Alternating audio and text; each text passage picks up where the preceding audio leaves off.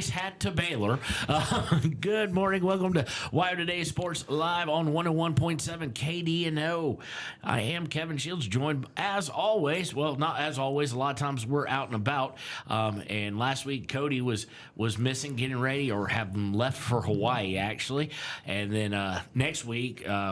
We're going to admit it this time so people don't go. We're going to be pre-recording on Thursday because we've all got to travel for basketball next weekend, and we'll get into that, the December basketball schedules, here in a little bit. But how's it going, guys? How was Hawaii? Nice. The water's warm. The sand between your toes is nice. Visited Pearl Harbor. That's an amazing experience. Very somber experience. Attended the Christmas parade in downtown Honolulu, and then there was basketball, and then football. So we got to see some basketball over there, and then football, and the rebuild and the reworking of the Wyoming Cowboy team has started. They signed 20 players this week. Signed a quarterback out of Tennessee who has in the NFL circles has a very easy name to remember because his dad and his uncle are longtime NFL quarterbacks. Taylor Hasselbeck is coming to Wyoming from Tennessee. The interesting thing I heard the other day is he helped recruit this class of Wyoming Cowboys. So they'll be hitting the portal. There's been 3 players so far for Wyoming get in the portal. I asked Savell after the game, I said, there's just no rest, right? None. And he said, absolutely not. I mean, they had to get their signing class together. They had to announce it. He's on the road today, interviewing a candidate for offensive coordinator. He'll have another one in Laramie next week, as I understand. The rumor is that Wyoming's looking at a FCS quarterback. There's some very good ones with experience out there that want to move up, but it's going to take money. And I made a comment last night on a social media post that people are just brutal on social media right now about the Wyoming Cowboys. And, some of it's... Rightfully so. Yeah, some of it's warranted. But if you are not satisfied with where Wyoming is in this current climate of college football, donate some money and specify that it needs to go to name, image, and likeness, which stands for NIL. Wyoming has got to get in that game, and they're going to have to pay to play. And they need the fans' help. I will say this, though. It's still, even when the name, image, likeness, transfer portal days, you still look at just every level of football. It comes down to elite coaching. Riverton with Leinart. Wouldn't matter if it's NIL or anything else. He's going to be elite. Certain pro coaches are going to be elite. Your Ryan Days of the world are going to be elite. With a $25 million NIL budget. Well, I mean, it's not like Indiana when they first started with Signetti had a great NIL budget, but they had a great coach who started building. So Savell, of course, yesterday got the dreaded, as they say, vote of confidence from the AD with a little bit of harshness kind of mixed in there that we expect to be better. And Baylor's just chomping at the bit here, so Baylor, take it. I'm not sure the AD has the vote of confidence of the Wyoming faithful. But. Well, Wyoming, with everything that's gone on the past year, from the president on down, president getting a vote of no confidence, and then, everything of that nature. But, coaches tend to dread getting the vote of confidence because it means hot seat, and he will be on the hot seat next year. And quite frankly, why everybody understands NIL, it's not really a great look when the coach is out there basically begging people for money, because it's basically saying I can't do my job without it. But we shall see. I do believe that Hasselbeck's kid, I think he's from Lipscomb Academy. a big powerhouse in the state of Tennessee, where one of the Hasselbacks, I forget which one, was coaching or helping coach. It's a private institution owned by Lipscomb University. So they churn out some good players, and more importantly, as far as you'll never have to worry about them off the field. Guarantee It's called that. Ainsworth High School. Oh, where was he it where played. he didn't go to Lipscomb? So that'll be good to see Hasselback come in. Let's see if he develops. I think that was kind of the problem that a lot of people saw with Anderson, is that he regressed. There wasn't a whole lot of development there as far as getting better, and he kind of got gun shy there towards the end. But new season abodes, and boy, the Pokes basketball team looking pretty good, even in basketball. Unlike football, one of those things where there is a true good loss because you play so many games. Going down to Texas Tech, of course, that arranged because the former head coach going to Texas Tech and whatnot, and hanging with the Red Raiders, losing, I think it was 76-72, only by 4. So this is a fun team to watch. Yeah, don't tell Sundance Wicks that moral victories are in You vogue. never tell any coach that, but He is not satisfied, even though they did come close to knocking off Texas Tech. I think what we saw is a team that's beginning to reflect his values. Wyoming, one of the best offensive rebounding teams in the nation. They're up at the top in some other statistics, but this Wyoming Cowboy basketball team is somebody you need to watch because they're as good as advertised, and they're doing it, like it or not, on a very small NIL budget. A lot of these guys are one and done. They've got a point guard that came in from Florida Atlantic. Walker's his name, and he's the real deal. And then they've got other guys around him. They're guard heavy. They're fast. They like to score. Very entertaining way to spend your winter at a Wyoming Cowboys basketball game this winter. well, they're not only doing it with a lower NIL, they're doing it in front of, quite frankly, and this is a call out, try and get down there. We're going to be giving some tickets away. They're doing it in front of, at least at home, some very sparse crowds. Now, some of that's the holidays and school not being in or whatnot, but still. And yes, a coach can never take a moral victory, but that type of loss on the road to a Big 12 team, Big 12 probably going to be the best conference in basketball yet again, is one that can help make a difference and get you in an at-large bid potentially at the end of the season. And for Mount West and the Group of Five and everybody else, it's about getting in first and foremost. So. Texas Tech with a future NBA player in JT Toppin. Remember that name because he'll be playing in the league next year. Well, also, having these kind of games early in the season for the Pokes, I think, is very important because, that's kind of what struggled when we did go kind of in that first 4 that the last couple of years. We didn't have any big games on the road. Mm-hmm. And so this was a really good test for this Pokes team. And typically they hang close in the first half and then kind of dwindle off, but they led for a majority of the second half. And it was a very impressive. As impressive as a loss can be, as you said. Yeah. I mean, it was an impressive game for the Pokes. Well, we're going to jump right into it. We're not going to spend a ton of time on each individual. If you want to know the 2025 All-County team, it is in the this past weekend's edition of the Ranger and Lander Journal. We have copies of it. Come on buy the paper from last weekend. We got pictures of everybody on here. We're just going to kind of go through real quick, and this is the first kind of public announcement of the team because the paper led the way with it. So, of course, Coach of the Year, Coach Linhart, kind of goes without saying, state semifinals, improving team, did a great job with Riverton, continues to do a great job with Riverton, so he is the Coach of the Year. Second straight year that he took the Riverton team to the state semifinals. The kids have bought in, the town's bought in. He's out working the town as we speak. One of the interesting things is the Riverton Middle School is going to come before the rec board in January and ask for funding for a weight room. So, I mean, the development is coming from the top down all the way into junior football, and that's great news for Riverton football, and we appreciate the effort being put forward by the All-County Coach of the Year. Yeah, and that's an important thing to do when you look at like states like Texas, for example, where high school football is life. The coaching and the program building doesn't start even at the middle school. It's all the way down into the youth where they're learning the blocking schemes and the blocking techniques they want them to do and starting to put in little bits of the offense, at least scheme-wise, so that when they get to their freshman year, sophomore year, they're ready to go. They know all the basics. They're just now getting game planning and getting a little bit more in shape.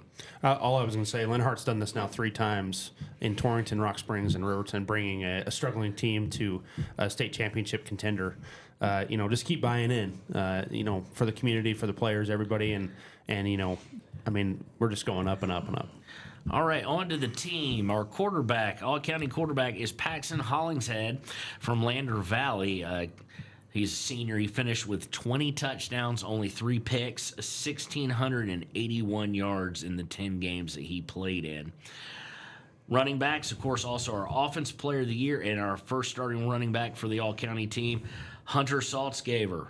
Finished with 1,553 yards on 184 carries and is in the middle of, he's smack dab in the middle, according to him, of his recovery. Hopes to be done here by the end of the month and be ready to get on the soccer pitch. Yeah, that's obviously what you want to hear for Hunter. First for Paxton Hollingshead, he almost led that comeback against Riverton also, which was a very impressive feat by a high school quarterback, so definitely deserving there. But for back to Hunter, he led the state in scoring, was the team's kicker, all-around player, played cornerback, running back, obviously, set records all over the place. In my opinion, no other deserving player in the county this year for Offensive Player of the Year. All right, next running back on the list, Jeffrey Bubba Rushing from Wind River. He finished the year with 1,049 rushing yards. He averaged 131 a game and on 220 carries because he was the offense. Against Shoshone, ran it 41 times, but came up a yard short. Next up at running back, and it was the year, like we've talked about before, Baylor, year of the running back. All 3 of them with 1,000 yards plus on the season. Hunter's, of course, extremely impressive. Also is right up there's got to be Cody West and Lander Valley because not the starter at the beginning of the season. He finishes with 1,193 yards, 119 per game, 10 touchdowns, 7-point yard per attempt. So congratulations to him for stepping up there. As he replaced senior Braden Baker. Well, and Cody West is a different type of runner than his teammate Braden Baker, but Cody West rolls up his sleeves and he'll hit you right in the chops, and he's an impressive young man. My hat's off, too, to Braden Baker, who was on course to have a record-setting year, too, before his injury. Yeah, impressive showing by Cody West. I think Braden Baker got hurt in week 3 or something, so that was only a partial stat line for part of the season when he's a starter. But man, in the game we called Riverton versus Lander, he was impressive. Always getting the extra yard, turning for more yardage after contact. He was very impressive. All right, we now move on to our wide receivers. First up, Oakley Hicks from the Shoshone Wranglers. Finished the season with 732 yards, 14 touchdowns, average of 81.1 yards per game in the Shoshone Wranglers offense. Next up, Finn McFadden, Lander Valley, a junior, came in 45 catches, average of 17.8 per. Also scored 10 touchdowns. He was also a kick returner, had 176 yards in kick return. So Finn McFadden, a great little wide receiver for him, and plays both ways, of course. We really didn't get to see Finn McFadden in the Lander-Riverton game. That was only our only chance because Riverton kicked away from him when he was returning kicks and then did a great job covering him on offense. He's obviously a very good athlete. Yeah, the Riverton Coach Lenhart did a good job kind of working around him, so he wasn't a factor in that game. But we knew coming into the game that he was a very impressive player. He had a good game last year against Riverton, so yeah, he's very deserving. Next up from the Riverton Wolverines, Clay Sheets, finishing with 412 yards, 29 receptions, 6 touchdowns, rushing the football, 5 touchdowns through the air. Of course, played the second half of the season injured with a broken hand, and that could come into big time play as I interviewed Bo Sheets today for basketball preview. He had 5 receiving touchdowns and 1 rushing touchdown on the year, 6 total touchdowns. But when the ball's in Clay's hands, you knew it was protected. You knew it was safe. A great leader for this Riverton team. Peyton Larson was right there with statistics, but Clay's the senior and very good leader on this Riverton team. Yeah, it's even more impressive he did it with a broken hand, and then just speaks to what Coach Linhart has built in this program. Like, these players want to continue playing, even if their hands are broken and hurting. I can assume. So, great season by Clay Sheets. Next up, Carson Kissling from Shoshone, running back mainly by trade, but lined up and the wideout and was out of the backfield quite a time. Finished with 418 total yards through the air, second best on the team, but did average 46.4 yards per game, finished with 5 touchdowns, added in 249 rushing yards as a dual threat. Of course, he had the chemistry with the quarterback because the quarterback was his younger brother, Caden. Tight end. Not a lot of teams line up with tight ends. Of course, really only 2, Lander and Riverton, that have a true tight end. But it doesn't take anything away from it. Dane Cox from the Riverton Wolverines finished with 29 receptions, 412 yards, and 4 touchdowns. Yeah, Dane Cox, he just was as sure as anybody. He's the guy that Gattenmine was able to find in the middle of the field, to pick up 5 to 10 yards, pick up a first down on a 3rd and short. He just was as sure-handed as any wide receiver in the county. Catch of the year was Dane Cox over the middle on a 4th down play in the state semifinal. I believe it was a 23-yard touchdown catch. He was actually more of an H-back, and he would go in motion a lot across the line of scrimmage, led blocks, just did his job. And now we get to the offensive line. We're going to kind of give all the names of the offensive linemen, and then we can talk about them because, unfortunately, Wyoming High School Association and others, they don't really keep lineman stats, really. So it was all about kind of what we saw. But the offensive line for your 2025 Fremont All-County team is from Lander Valley, Gavin Romer. From Riverton, Caden Liebrecht. From Shoshone, and I'm going to botch the name just like I did all season, Michael Wilczewski from Shoshone, Gus Childers from Lander Valley, and Daniel Clausen from Riverton. And the one thing I do notice as we look through this is pretty heavily senior laden on the offensive line, as you would expect. Well, Riverton, the number 2 offense in Wyoming, largely because of the effort up front by this offensive line.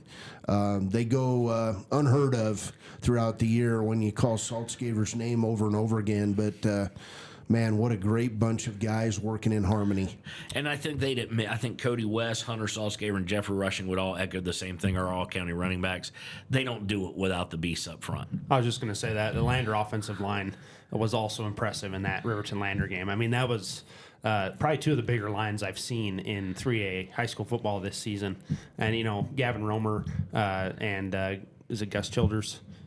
Yeah, those guys were impressive.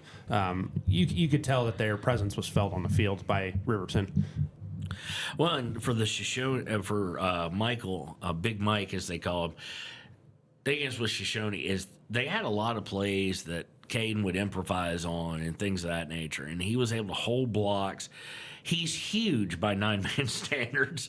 He's able to hold those blocks and not get called for a hold, as Caden would be running to the left, now running back to the right, almost pulling like a 6-man type look as far as holding on to the ball. But now we move on to defense and our co-defensive players of the year. First up from Riverton High School, it is Caden Liebrecht, his 2nd mention on this team.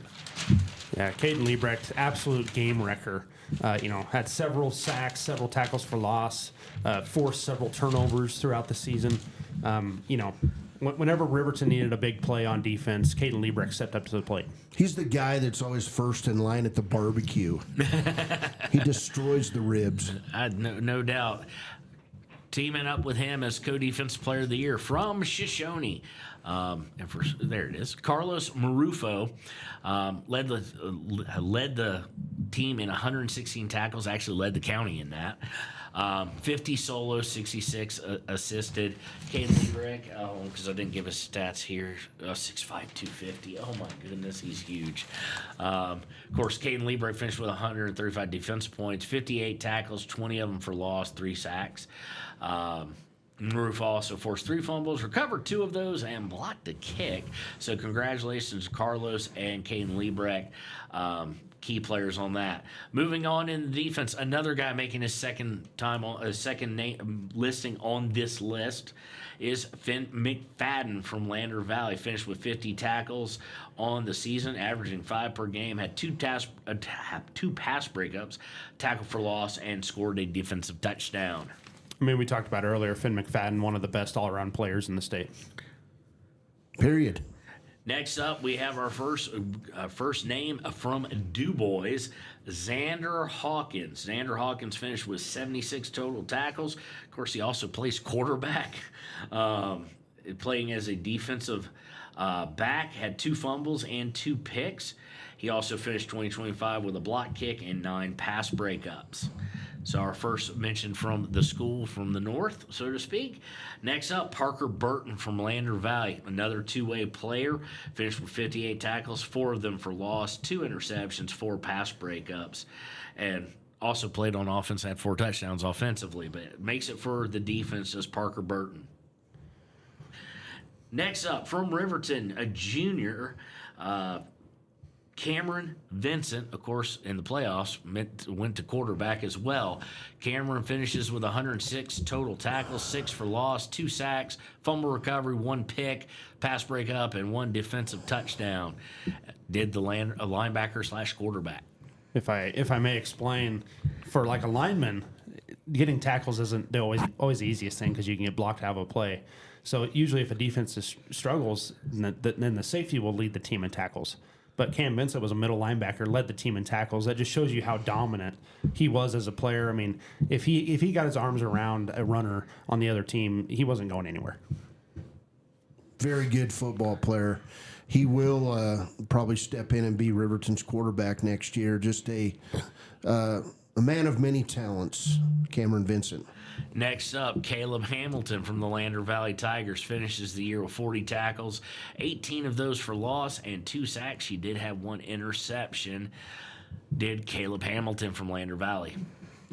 Boy, Hamilton and Romer just absolutely beasts on the line both ways. And, Jim Burton was very profound when I talked to him early in the season about the future of these 2 guys being in the college ranks. There's a lot of guys on this list who kind of like Carlos doesn't look like the bad man that he is. Several of them don't. Finn McFadden as DB does. Caleb Hamilton looks the part when you look at his photo. He's a big, strong ox of a player and played really well for them. Next up from Riverton, Braden Martin finishes with 80 total tackles, 13 for loss, 5 sacks, 1 pick, 4 pass breakups. Braden Martin was the other linebacker beside Cam Vincent, also had a fantastic year. And then he should be, I believe, the running back next year for the Riverton Wolverines. He'll be in the mix. Yeah. But another great player. That Riverton interior linebackers were just fantastic.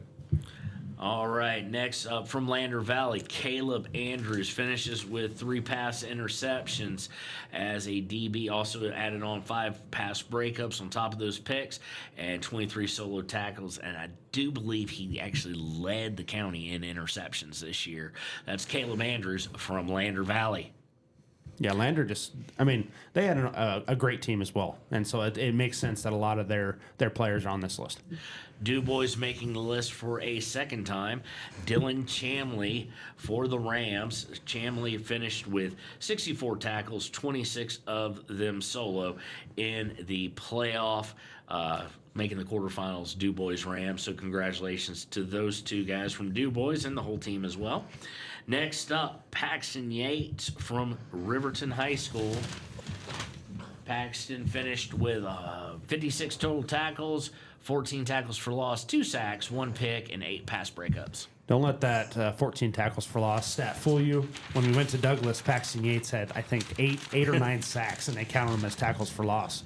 But, I mean, just another player that was another game wrecker, just like Liebrecht, and, just an impressive all-around athlete. Fabulous human being also, I would say, about Paxton Yates. He got both teams together all year at the end of the game. They said a post-game prayer every week, and he was there preaching to the masses.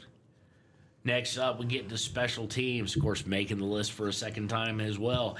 Kicker, Hunter Saltzgaber from Riverton. Senior hit 8 of 9 field goal attempts, long of 41, 46 of 47 on extra points. 61 kickoffs, averaging 55.7 yards per kick with a net of 41.9. And he had touchbacks called 23 times. Best kicker in the state, period. Best weapon. Huge weapon for Riverton, kicking the football. I mean, when you're able to kick touchbacks, it puts your defense at an advantage every time. Not only puts them at an advantage, but on kickoffs is where weird things happen. Like one missed tackle, and that runner's going back for a touchdown on a kickoff. So kicking touchbacks is even more important. Kick returner next up is Carson Kissling, his second time making the list from Shoshone.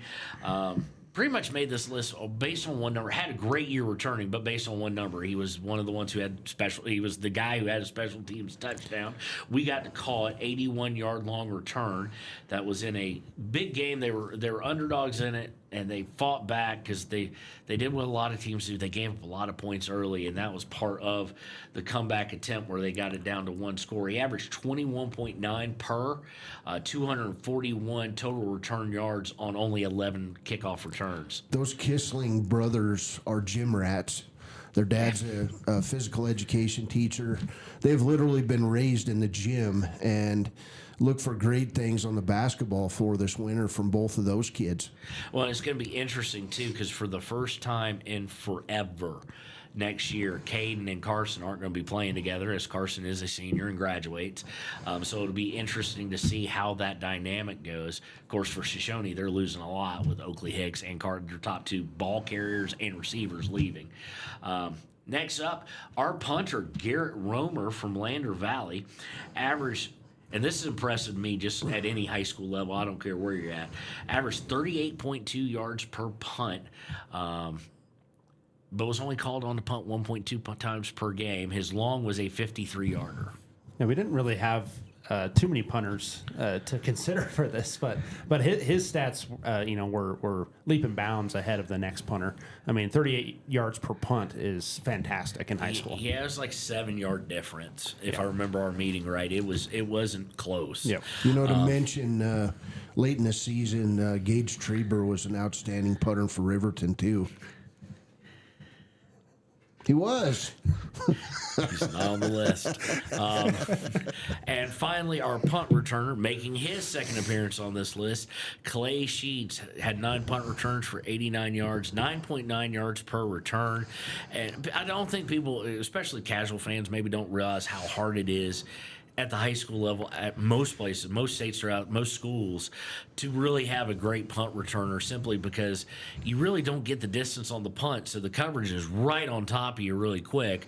Or you've got coaches like we've seen this year in our 9-man league where they want to do everything to avoid a return, so they're just kicking out of bounds. So to get close to 10 yards per, that's a heck of an accomplishment by one Clay Sheets. Yeah. Clay Sheets would catch a lot of punts on the run, and I would always grit my teeth waiting for the collision, but he had an amazing knack of avoiding that contact. Yeah, he was really good at making the first man miss and then obviously picking up a chunk after that. Well, one of the things I like when I got to see Riverton with him is he catches the ball. Because a lot of them like to let it bounce, and it turns like a 30-yard or 25-yard kick into a 50. Because they'll just sit there and watch it because they're so scared to fumble. No fear in Clay Sheets, even though maybe there should have been a little bit, maybe when he broke his hand because of things. But anyhow, so we're going to jet through this real quick, Cody and Baylor. It's basketball season. We'll preview it more next week. But just so everybody knows, Casper Classic coming up with Riverton, and we'll get to you in just a second, Cody, with Wyoming Indian. So just so you'll know, the schedule is out for that, and on this coming Thursday at 3 and 4:30, all these are girls then boys. The girls start at 3, boys at 4:30. If you're going down, they're playing at WSR4, which is at the Wyoming Sports Rec Complex thing. I don't know how filming's going to be from that because they got a bunch of courts, right? But we'll figure it out. Then on Friday, they're going to play at the Ford Wyoming Center at noon and 1:30. They're only going to play once on that day. And then on Saturdays, when they got the doubleheader, they're going to play 8 a.m. and 9:30 at the Fremont at the Ford Wyoming Center, and then we're going to play in the last game at WSR4. So our opponents, because I didn't realize I didn't mention it, first day is Laramie, second day is going to be Sheridan. Third day is going to be Lovell in the morning, defending state champs at 3A, I do believe. Correct. And then in the evening game, it's going to be Warland. So doubleheader on Saturday for that. Lander obviously starts off the Lander Invite next week. Of course, all those games, by the way, Riverton will be on 93.9 KTAK. I'll be bringing you those. Ernie and a new guy named Jerry, who we met, just moved to Lander, actually. Big sports guy, has some experience. He's going to be joining him. And at the Lander Invite, Lander, it's kind of weird. They're playing 3 games per day. So the girls got doubleheader on Friday. They'll play at 9 a.m., Lander Valley versus Pinedale. And then at 4:30, the girls will play Thermopolis. At 6, the boys will play Thermopolis. That'll be your first chance, if you're listening on 101.7 KDNO and listen to it often, to hear Josh Lovingood. He is our new broadcaster for Thermopolis basketball. He'll actually be working with Declan and Marshall for that first game to get kind of some things under his belt, and then he'll be working with me because they're at the Flaming Gorge next weekend. So that'll be Lander Valley on Friday. Reverse that on Saturday at 11 a.m. The Lander Valley I've got it mixed up somehow. I don't know how, or they do. But Lander plays Newcastle. They got 2 games, Lander plays Newcastle at 11 and 12:30. And then at 5 o'clock, they split difference. At 5 o'clock, the girls will play Powell. At 6:30, the boys will play Rollins. So, and of course, you've got a 2-day invitational on Friday and Saturday where you're 4 games per day.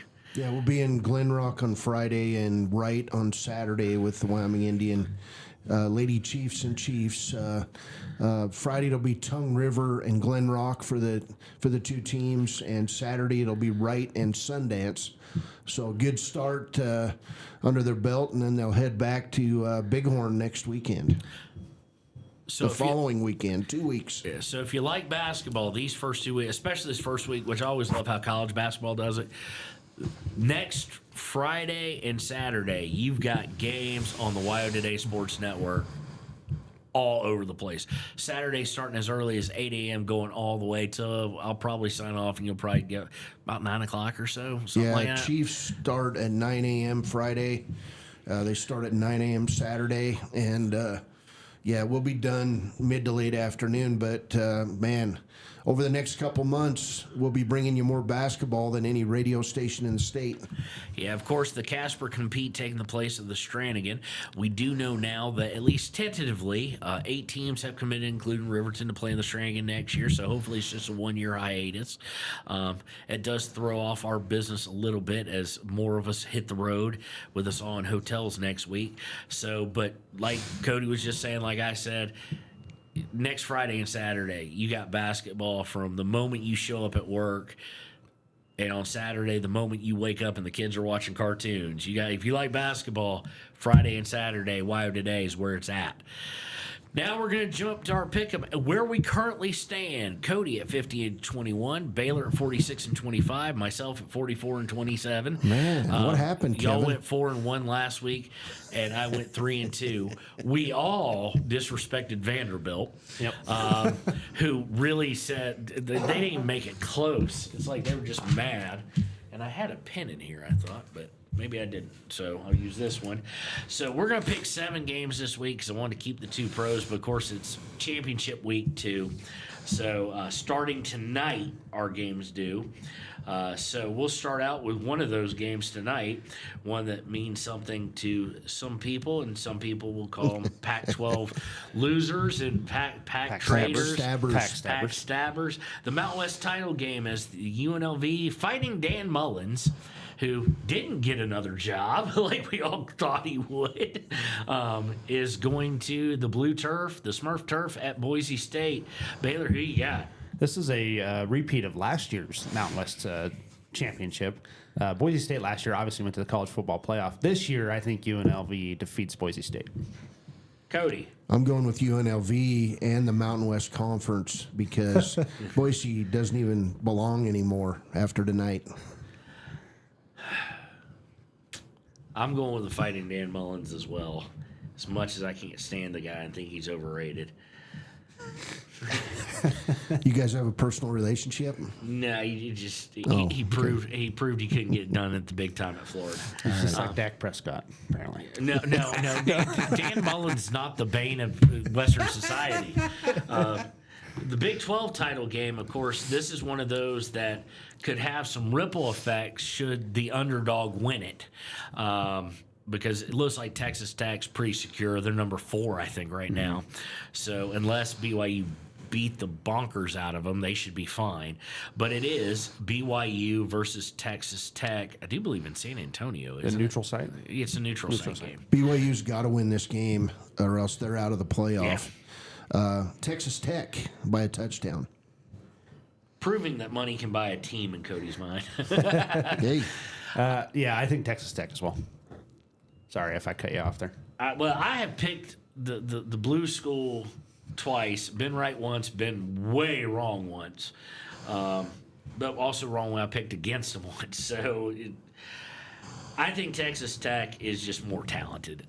It won't surprise me if BYU. Texas Tech has to play a more disciplined game than they did in their one loss to Arizona State, obviously, because BYU, somewhat because of the mission and going off to that, a lot of them has an older average age, generally a little bit more mature, kind of like a service academy, doesn't make a lot of mistakes on their own. But I think in this game, talent will come out, especially on offense, and Texas Tech should roll. I agree. Guess who beat Texas Tech in 2023, Kevin? Guess who beat Texas Tech in 2023? Wyoming. Good answer. Big Ten title game, of course, the only battle of undefeateds. Of course, when you look at especially Ohio State, kind of the least tested number 1 in quite some time, only had one real big game. Indiana, a couple. But it is the Hoosiers versus Ohio State in, I do believe, Indianapolis, or they moved that around. But in Indianapolis, doesn't matter that it's in Indiana. It's going to be at worst for Ohio State, a 50-50 crowd, if not probably more Ohio State fans, just because of the Buckeye Nation. I'm going to go with, because I don't think Ohio State's been tested. They beat what I think is a good Texas team at home, but by 7. I don't think Texas is that good. I'm going to go with the Fighting Cignettis. I'm going to go with the Hoosiers. I'll go with Indiana. Great basketball school. Which has everything to do with the game tomorrow. I'm kind of the opposite. I think Ohio State proved themselves last week, so I'm going to go Ohio State. Yeah, because Michigan's romped, their best win was what? Well, no, they don't have a best win. Their best loss was USC. Okay, and the only reason that, because 2 people may watch this next game, but because if the underdog wins it, you could have 2 G5 teams in, potentially. I still don't know why they stick this game in prime time. Of course, this year they've got the Big 12 game at the same time, luckily. But it's the day in cap, and it's the most boring, and it shows why it's a joke of a conference. Oh, my God. Yeah, I'm leading into it. It's why they've always been a joke of a football conference since Bobby Bowden left. The ACC title game, which is Virginia, had a good year. An 8-5 or 7-5 Duke. So Virginia Duke. I'm gonna go. As much as I'd love to see it become, does James Madison get in? Virginia by 2 touchdowns. I'm going with Duke, another basketball school. Wow, that's harsh, man. Virginia was a great little team this year. I think I'm going to take Virginia with a sensible approach. Yeah, was there like 1 loss versus the 7-5 Duke? I just like the idea of Duke playing for a title. Well, here's the fun part. If they win, they're not necessarily in the playoff because the rules state it's the top 5 conference champions by rank. Big 12 will be at SEC, will be at Big 10, and then you'll start hearing James Madison mentioned a lot because North Texas Tulane tonight is for a playoff spot. They're the 2 best group of 5 teams, happen to be in the same conference, both with 1 loss, play tonight. So, last up for the college games, we've got the SEC title game. I didn't want to put it on here, but I'm glad you did. I'm gonna just because it will be the highest rated game as far as watched. Oh, yeah, Always it's in prime time. Actually, no, it's at 2:00 our time, 4:00. Okay. It's all they own the 3:30 time slot. That's why It'll they be always prime do. time out off North 8th West. So Alabama versus Georgia. Of course, Alabama neither team coming in looking all that well in their last game. Both of them almost losing to a in-state rival. But both able to pull it out. Alabama by the fact that they forced a bazillion turnovers against Auburn. Georgia by the fact that Georgia Tech and their high-octane offense couldn't score a touchdown. So I have to. I don't have a choice. No, I'm Are going to you going shock with you. Alabama? Yes. Wow. Until we beat them. My Oh, heart my. wants it to happen. No! This is the day it ends. The cannot funny believe part is he's saying this. we've only lost 2 in a row to them because the third one was the national title game we won. But I never thought I'd hear I this. am not going with Alabama. I don't care. Everybody thinks we're going to lose it. We may indeed lose it, but I am not picking against my boys. UGA by 100 by half a point by sinkhole in the middle of the stadium. Don't care somehow, some way. Cody, Well, Alabama's going to win this game with defense. we have the better defense. And That we do Alabama have. has the better quarterback, so we'll see. But roll Tide. The one thing that you can't say is Ty Simpson doesn't play well under pressure, and Gunnar Stockton's Raven County's own. That's my home county. If you wonder what, that's why he's giving me the grief, is because it's our biggest player, obviously, of all time, Gunnar Stockton. I'm glad we haven't picked a Georgia game all year. It's getting We have deep in here. we picked it once. We picked getting Georgia, deep in Alabama last here. time. What you You got? can't tell me that with the reorganization of the SEC that this is what the officials of SEC wanted for the championship game. The classic Alabama versus Georgia. It's kind of sad, but I think it probably is, because outside of that, you'd want Tennessee, maybe Florida, and LSU. Texas. Those are going to be Texas and Oklahoma, your biggest draws. Yeah. I mean, Ole Miss is what it is. I mean, Ole Miss was a nice story until Lane Kiffin decided to show us all that talk of change and character. He's full of it. He's a horrible human being. There, I said hey, it. he tried to coach, but LSU wouldn't let him. Well, not only that, but his own players Miss are on wouldn't Twitter let him. saying they said they didn't want him. Oh, okay. So, Well, they're being But- told to say that. but Lane Kiffin did what Lane Kiffin does. He tried to set a house fire on his way out. I can't stand Paul Feinbaum normally. I'm with him right now. Lane Kiffin makes Jerry Jones look like Mother Teresa. Oh, here we go again. Who you got? Bama.